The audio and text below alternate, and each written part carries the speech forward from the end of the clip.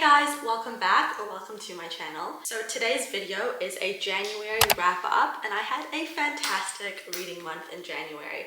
I read a total of 9 books. Basically all of the books that I read this month were above a 3.5, 3.75. So no 2-star books, no 3-star books. Every book I read I really enjoyed.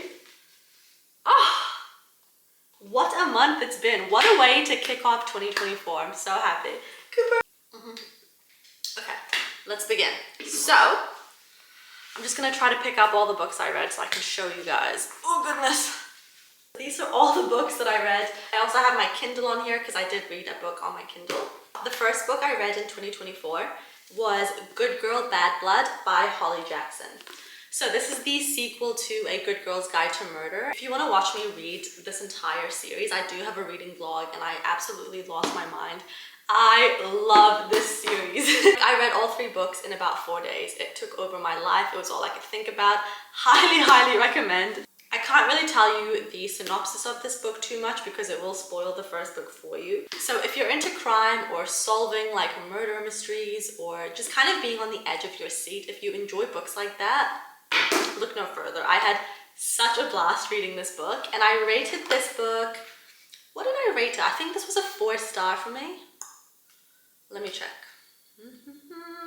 Yes, I rated this book 4 stars. Thoroughly enjoyed it.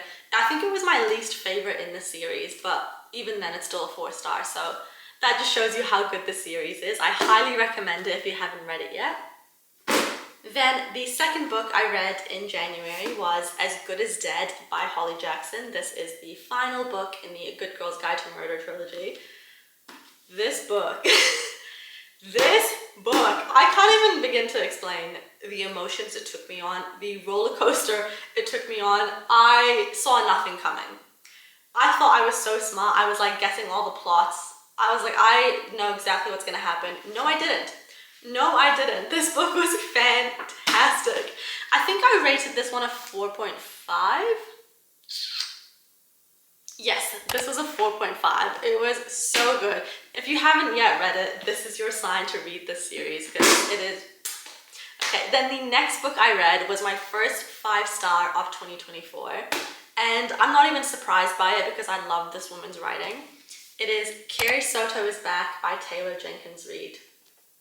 I absolutely loved this book. There is something about the way that Taylor can write her characters, like her female characters. I love them. I love Evelyn Hugo. I love Daisy Jones. I love Carrie Soto. I absolutely adore this woman. Like being inside of her head was just so much fun. Sorry, my camera just died. So basically Carrie Soto was the best female tennis player at the time. Like she was at the top of her game.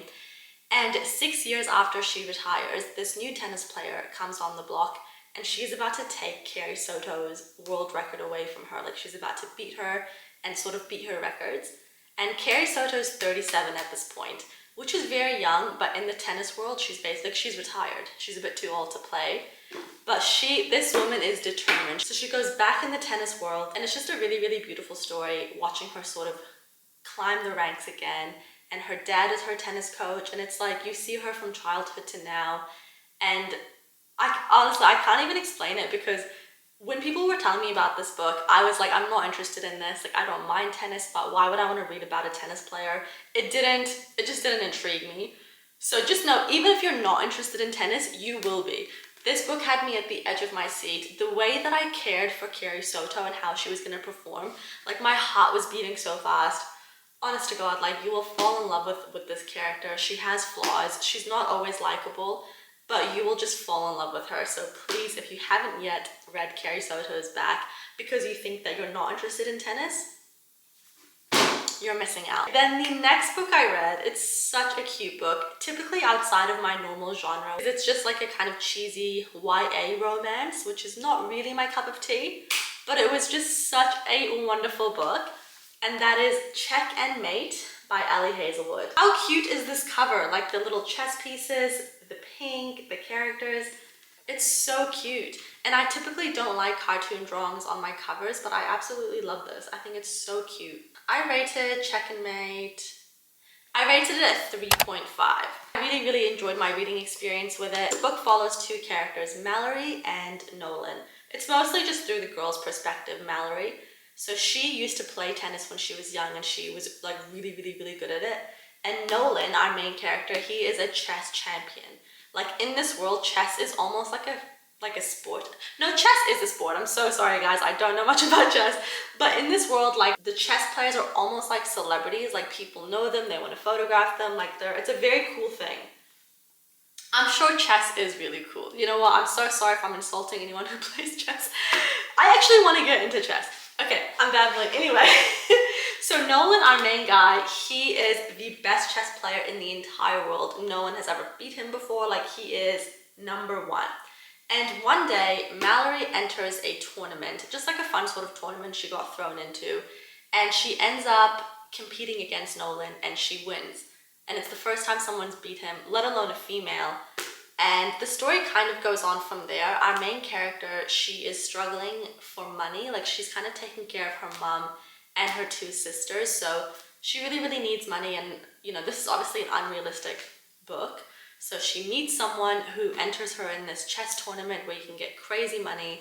Basically, the story kind of goes from there, but the romance was really, really sweet. I really loved both the main characters. I love Nolan so much. It was just a really, really adorable story. I really enjoyed the writing. It was my first Ali Hazelwood book, and yeah, it was a super sweet read. I also read it over this summer because it's summer where I am, and it was just a really nice summery sort of book, so definitely recommend that.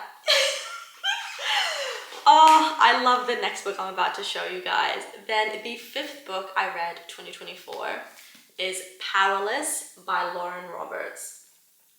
You guys, this book. Initially, I actually rated this book a 4-star. I also have a reading vlog of me reading this if you'd like to watch it. I initially rated this a 4-star, but I've actually recently upped that rating to a 4.5 because I kept finding myself like thinking about the characters and about the story and what was going to happen. And so because of that, because it consumed my thoughts, it has to go up. Obviously, it had an impact on me, and that's kind of how I rate my books. I don't rate them based off like how incredible the writing was. I sort of rate them off my enjoyment with the books and if they had an impact on me. Oh, you guys, this is just such a good fantasy romance. It has everything you want from a fantasy romance. Great characters, great romance, like enemies to lovers, really good banter between the two main characters, good world building, easy to follow plot, fun, enjoyable. You're sort of on the edge of your seat at times. It was just perfect. The only reason I didn't rate it a 5-star is just because at times I found the banter between the two main characters a tiny bit repetitive. Like towards the end, I was like, I feel like I've read the same lines over and over again. But besides that, it was fantastic. I also love this book because it's a dual POV. So it flips between Payton and Kai. So Payton is our female main character and Kai is our male main character.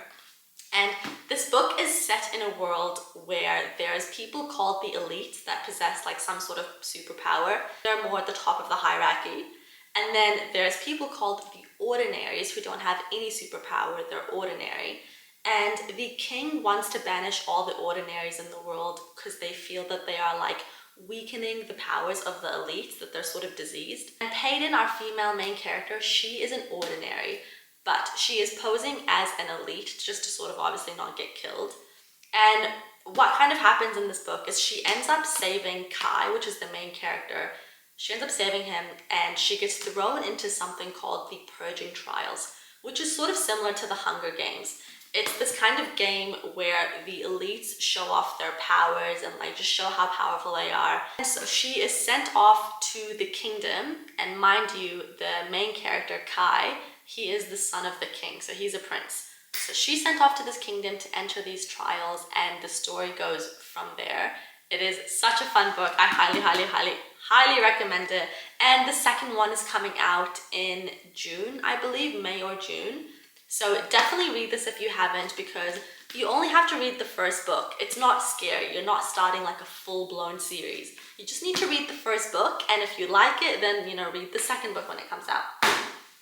Okay, then the next book I read is The Storied Life of A.J. Fickery by Gabrielle Zavin. This was just such a beautiful, easy read. It's about this bookshop owner. He's sort of like this grumpy man in his 40s. He's lost his wife and he's just running this small bookshop by himself. He's not very well off and he just doesn't really see the point in life anymore. Like, he's just kind of cranky, doesn't like people, things like that. And this is just a very hopeful book about finding your purpose again, finding love again. This child ends up coming into his life and it's kind of him like falling in love with that child. And it's just like, honestly, it's just a wonderful story. If you are a book lover, you'll really enjoy this book because it really celebrates the book community. It's just a very hopeful, charming book. I really, really, really enjoyed it. At first, I was going to rate it a 3 stars, but the last 30 pages bumped it up to a 3.75 because the way the story was wrapped up was so beautiful. It made me cry and I just really, really loved it.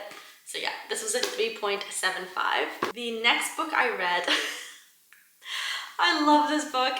It is A Curse for True Love by Stephanie Garber, the final installment in the Once Upon a Broken Heart trilogy. And you guys, I am so sad to have finished this series. I loved it with my whole heart. It was just so magical, so much fun, whimsical, lyrical writing. The world was just like a fairy tale. It was incredible. Like, I highly recommend the Once Upon a Broken Heart series if you have not yet read it. It is so good. I rated this book a 4.25. When I was reading it, in the first like 2/3 of it, it was feeling like a 5 stars. I was like, this is definitely going to be a 5 star. But the last 100 pages, I was a little bit disappointed by, just because I really wanted a bit more. And I can't really go into detail about it because it will spoil the series for you. But I just wanted a little bit more. But nonetheless, I still really, really loved this series. I thought it was so beautiful and I love the female main character. Evangeline Fox, I absolutely adore her. If I was a character, I'd probably be her. As much as I want to be Aelin from Throne of Glass, I just know that she's not me. I wish I was cool like her. I'm definitely Evangeline Fox, and yeah, please read this series if you haven't yet already. Okay, the next book I read is The Scarlet Veil by Shelby Mahurin. This is a spin-off book from the Serpent and Dove series, which I actually have not read. So if you have read that series, you'll probably love this book a lot more than I did. I still really, really enjoyed it. I rated it a 3.75. But I just wish I had read that series. But now that I've read this, it spoils that series for me. So just know that if you do read this before reading in Serpent and Dove, it will spoil Serpent and Dove for you. So don't make the same mistake that I did. So this is a vampire enemies to lover. It was such a fun book. I read this when I was doing my reading 200 pages a day challenge, which is also a video up on my YouTube if you want to watch it. But this book was such a good time. I love the writing. I also love like the interior of this book. It just had like, it was just such a beautiful book, really, really well written. There's found family in here. And it's slow burn. So if you love slow burn enemies to lovers, you will love this book. Also, if you love vampires, vampires are sort of my lower ranked things that I enjoy reading about when it comes to fantasy romance. I much prefer to read about like fairies, but I still loved it. So this book follows our main character, Celie, and she is a huntswoman. So they're hunting witches. So she's basically a witch hunter essentially. And what's kind of happening in their town is they keep seeing dead bodies around with like 2 punctured wounds in their throat. Vampire bite, of course. And they're like, what is this? What's going on? What's happening? And what kind of happens is our main character gets kidnapped and she goes to the world where vampires live. And the story kind of goes from there. I can't say much more about that because it will spoil you, but just know it was really, really, really enjoyable. And if you love vampires, you will love this book. It is such a good book. I thoroughly enjoyed my time with it. I thought it was so good. It was really, really well written. It made me laugh. Like, I loved it. And it's also set in France, so they always say Mademoiselle or Monsieur. I don't know if I'm saying that right, but it was just really enjoyable. I did love the French in this book. It was such a good time. And then the final book that I read in January is, and I read this on my Kindle, it is Binding 13 by Chloe Walsh. And you guys, this book took me on a journey. If you watched my video, my 200 pages a day challenge video, you will know that I had very conflicted feelings about this book in the beginning.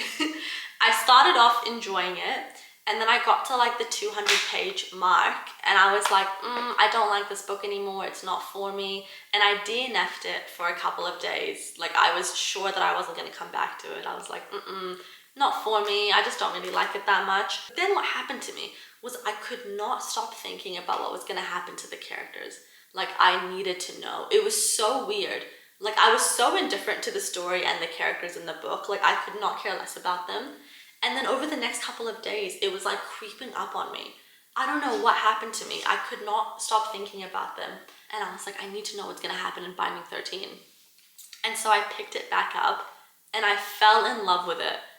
It was the most bizarre, random, like, reading experience I've had. I don't think I've had that kind of experience before.